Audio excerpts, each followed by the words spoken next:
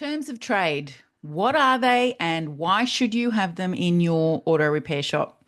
I'm Rachel Evans, CEO and founder at the Workshop Whisperer, where we help auto repair shop owners just like you to achieve business success. This is day 28 of Shop Talk, the 30-day auto repair shop owners reset.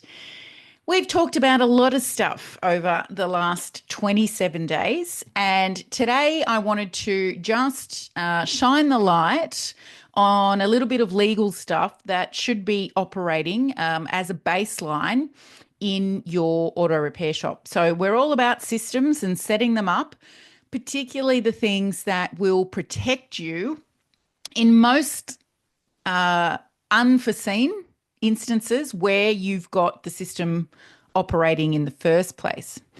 Now, this is particularly specified here in Australia.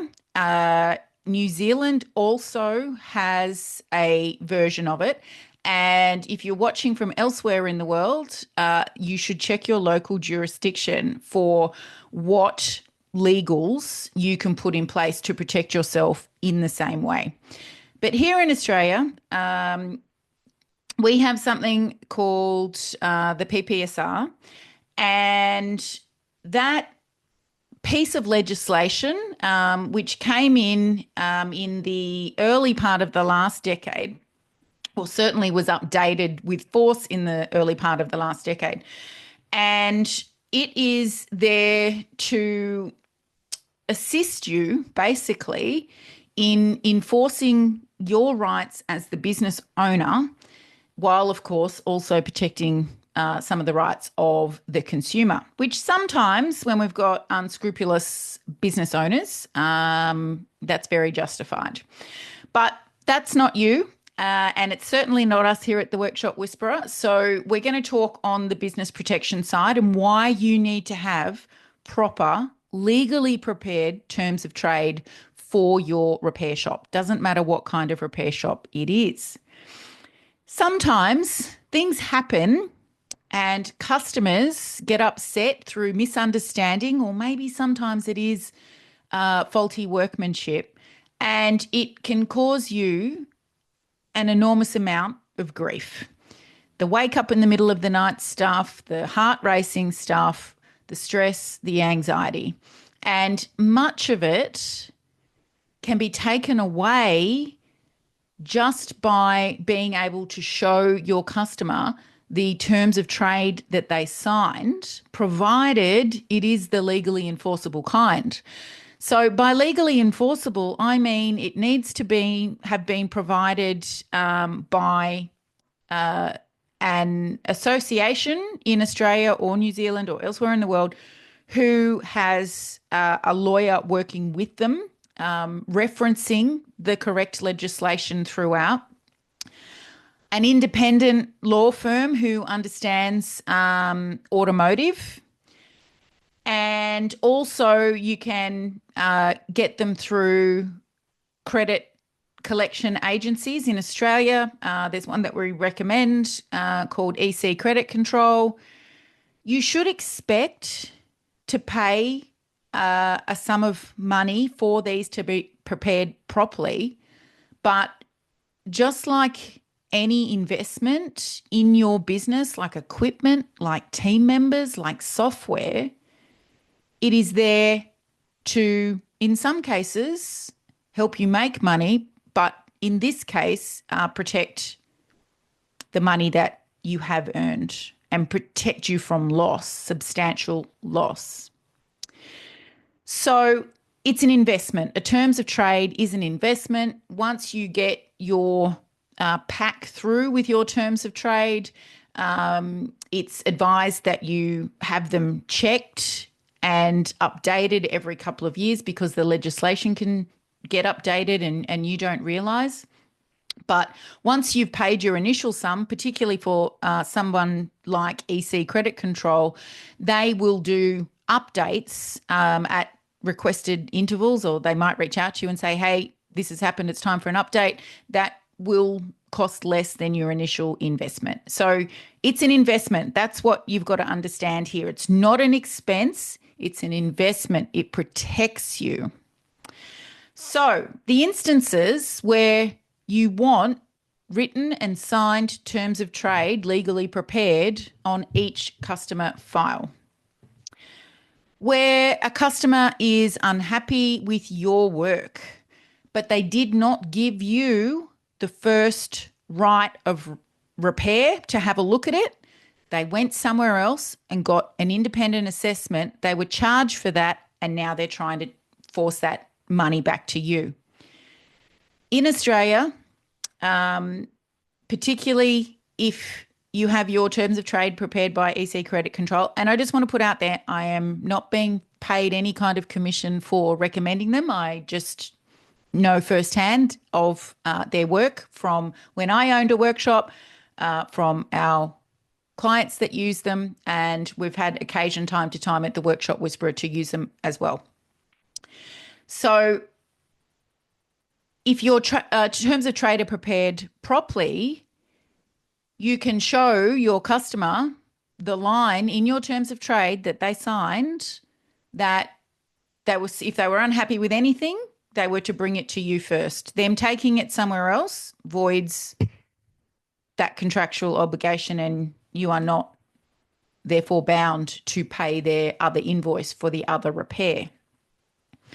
Now, if we're in great dialogue with our customers and we're doing a follow-up in the 48 hours after they leave the workshop, we should be checking in that everything's okay. And hopefully the customer will alert you at that time that they're not happy with something, or they're confused about something, or something sounds wrong or feels wrong with the vehicle. But sometimes it can be a couple of weeks, and then the customer starts to think bad things about you, so they go somewhere else and you end up with that situation. Then there's the situation where the customer's refusing to pay the invoice and you've got fitted parts in the vehicle. The situations where you might have customer on account, they might be a bigger business, and that business has gone into liquidation. They've gone bust. And they might have $15,000 worth of outstanding invoices with you, or $50,000. But if they signed your terms of trade, particularly here in Australia, you're able, as a secured creditor, to jump the queue for any money that might be forthcoming out of that business when creditors are paid. But you can't do that if you don't have signed terms of trade with their account. So these are just a couple of examples of how you can be protected by having proper legal terms of trade in place. So as I mentioned, you can get them from a variety of sources in Australia, in New Zealand, in other places in the world. But what you don't want to do is simply get a hold of somebody else's and copy them. It is too delicate a situation and too detail-oriented to think that if you just copy what somebody else had prepared and switch out your name for theirs, that will suffice. That might sort of protect you maybe at 65, 70%. But if you want to do this properly, and you want to put $1 million systems inside your auto repair shop while it's smaller and grow into them, then make the investment. It'll serve you forever. And in those rare situations where you do have the prickly customer that went elsewhere, where the customer's refusing to pay the invoice, if you've got their signed terms of trade and they don't pay after repeated requests to pay, you push them to the debt collector, and the debt collector, because you've got signed terms of trade, will enforce the debt collection costs to the customer. You won't pay them. So it's not there just to protect you. It's also there to make you look like a way more professional outfit than the guy down the road who doesn't have them. And sure, customers from time to time might ask, why do I have to sign this? And that's simple. You don't have to be afraid of responding. They don't have to sign it every single time they come in. If you have them properly prepared, legally prepared by the methods that I've mentioned already, then your customer is only signing this once, unless they were to switch from being a pay on the day to an account customer for some reason, or the nature of the work that you were doing completely changes and you've got to get everyone to sign a new one. But these can be done digitally now. Okay. COVID forced us to push this into the digital realm in many workshops. And you can be, if it's a brand new customer, you can be sending the terms of trade digitally to the customer for them to sign even before they get to the workshop. And if they have questions about it, you're simply saying every new customer signs the terms of trade before work begins. You can read through it here. If you have any questions, I'm happy to answer them. So they're reading things like all work must be paid for on the day before the vehicle leaves. Stuff like that. Stuff that you would be explaining anyway, but it's done for you here in this document. Why wouldn't you want to be protected? Why wouldn't you want to look more professional? It's all there in terms of trade, provided you have it set up properly. Don't just use what's written on the old style cardboard job cards. It's not enough. It's not enough. Okay, there we go.